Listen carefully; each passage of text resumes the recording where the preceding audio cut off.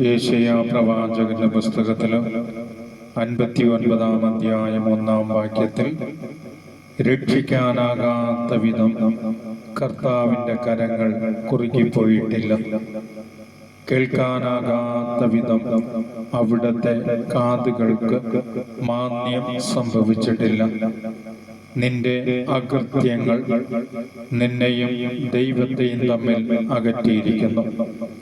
നിന്റെ പാപം അവിടുത്തെ മുഖം നിന്നിൽ നിന്നും മറച്ചിരിക്കുന്നു. അതിനാൽ അവിടുന്ന് നിന്റെ പ്രാർത്ഥന കേൾക്കുന്നില്ല. കാരുണ്യവാനായ നല്ല ഈശോയെ, ഈ പ്രഭാതത്തിൽ ഉരുകിയ മനസ്സോടെ നുറുങ്ങിയ ഹൃദയത്തോടെ തിരുമുൻപിൽ പ്രാർത്ഥിക്കുന്നു. അങ്ങ് എന്നിൽ നിന്നും മുഖം തിരിക്കരുത്. അങ്ങ് കാൽവരിയിൽ ചിന്തിയ പരിശുദ്ധ രക്തത്താൽ എൻ്റെ പാപങ്ങൾ മുഴുവനും കഴുകണമേ എന്ന് പ്രാർത്ഥിക്കുന്നു. അങ്ങെൻ്റെ മേൽ കരുണ തോന്നി എൻ്റെ അകൃത്യങ്ങൾ മായ്ച്ചു കളയണമേ.